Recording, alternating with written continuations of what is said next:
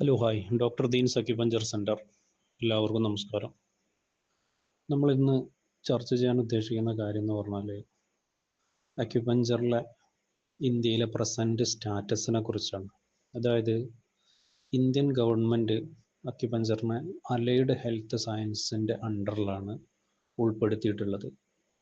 Family വെൽഫെയറിൽ allied health സയൻസിൽ other health care പ്രൊഫഷണലിലാണ് ഇന്ന് അക്യുപഞ്ചറിനെ ഉൾപ്പെടുത്തിയിട്ടുള്ളത്.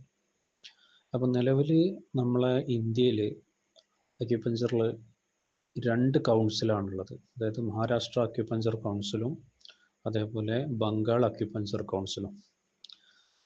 നമ്മളൊക്കെ അക്യുപഞ്ചർ ഡിഗ്രി കഴിഞ്ഞതിന് ശേഷം അക്യുപഞ്ചറിൽ മഹാരാഷ്ട്ര അക്യുപഞ്ചർ കൗൺസിലിൽ നിന്നിട്ടാണ് രജിസ്ട്രേഷൻ പൂർത്തീകരിച്ചിട്ടുള്ളത്. ഇതാണ് നിലവിൽ അക്യുപഞ്ചറിൻ്റെ സ്റ്റാറ്റസ് എന്ന് പറഞ്ഞു കഴിഞ്ഞാൽ. കൂടുതലായിട്ട് നമ്മൾ അക്യുപഞ്ചറിനെ കുറിച്ച് പഠിക്കുമ്പോൾ അതിനെക്കുറിച്ചിട്ട് മനസ്സിലാക്കുമ്പം അതിൽ വരുന്നത് എന്ന് പറഞ്ഞാൽ ഒന്ന് രോഗനിർണയ രീതികളാണ്. പ്രധാനമായിട്ടും നമ്മൾക്ക് വരുന്നത് എന്ന് പറഞ്ഞു കഴിഞ്ഞാൽ പൾസ് ഡയഗ്നോസിസ് മെത്തേഡ്സ്, അതായത് നാഡീ പരിശോധനയിലൂടെ രോഗകാരണങ്ങൾ മനസ്സിലാക്കുക എന്നുള്ളതാണ്. അതായത് 12 ആന്തരിക അവയവങ്ങളുടെ പൾസ് ഊർജ്ജ നില മനസ്സിലാക്കിക്കൊണ്ടുള്ള ചികിത്സാ രീതി. അതോടൊപ്പം തന്നെ രോഗി പറയുന്ന കാര്യങ്ങൾ ശരിക്കും നമ്മൾ ശ്രദ്ധിച്ച് മനസ്സിലാക്കിയിട്ട് അത് ഏത് അവയവവുമായി ബന്ധപ്പെട്ട കാര്യമാണ് രോഗി കൂടുതൽ പറയുന്നത് എന്നുള്ളത് മനസ്സിലാക്കുക. ഇത് രോഗിയുടെ കമ്മ്യൂണിക്കേഷൻ, വെർബൽ കമ്മ്യൂണിക്കേഷൻ മനസ്സിലാക്കിക്കൊണ്ടാണ് അത് നമ്മൾ ചെയ്യുന്നത്.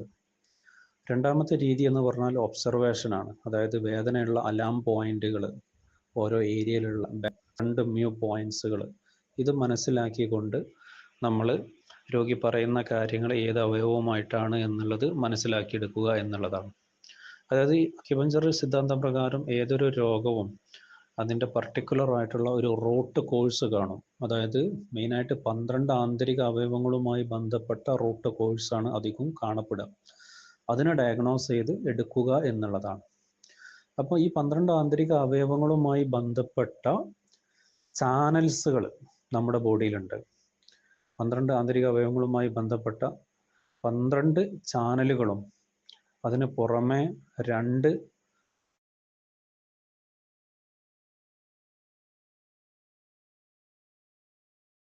ചാനലും അതേപോലെ തന്നെ ഗവേണിംഗ് വെസൽ എന്ന് പറഞ്ഞിട്ടുള്ള പുറകിലൂടെ പോകുന്ന നമ്മുടെ ബോഡിയെ 2ആയി മുറിക്കുന്ന 2 ചാനലുകൾ ഇതിന് പുറമേ ഉണ്ട്. അതിന് പുറമെ എക്സ്ട്രാ മെറീഡിയൻ ചാനലുകൾ, അതായത് 8 എക്സ്ട്രാ മെറീഡിയൻ ചാനലുകളും നമ്മുടെ അക്യുപഞ്ചർ രീതിയിലുണ്ട്. അപ്പം മെയിനായിട്ട് നമ്മൾ അക്യുപഞ്ചർ ചികിത്സയിലേക്ക് വരുന്ന സമയത്ത് പൊതുവെ നമ്മൾ ഈ ഡൈജസ്റ്റീവ് എനർജി, ദഹന എനർജി എന്ന് പറയുന്നത് അത് വലിയൊരു പങ്കാണ് വഹിക്കുന്നത്.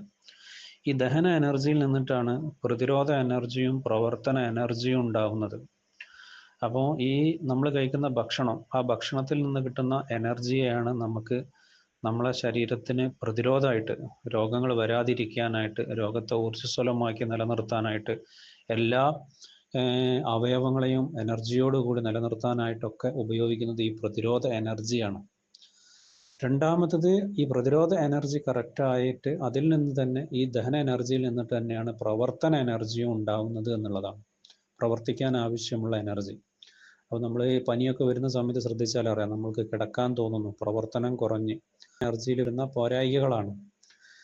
അതേപോലെ നമ്മൾ അക്യുപഞ്ചർ ചികിത്സയിൽ വരുന്ന സമയത്ത് പറയാറുണ്ട്, 4 ഗോൾഡൻ റൂൾസുകൾ പറയാറുണ്ട്. വിശക്കുന്ന സമയത്ത് ഭക്ഷണം കഴിക്കുക, ദാഹിക്കുമ്പോൾ വെള്ളം കുടിക്കുക, 9 മണിയാകുമ്പോൾ കിടന്നുറങ്ങുക, അതേപോലെ തന്നെ പാൽപ്പൊടി, പഞ്ചസാര പേസ്റ്റ് ഇങ്ങനെയുള്ള സംഗതികൾ ഒഴിവാക്കുക.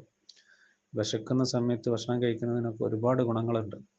അപ്പോൾ ഇത് നമ്മൾ പൊതുവെ ഗോൾഡൻ റൂൾസ് ആയിട്ട് പറയും.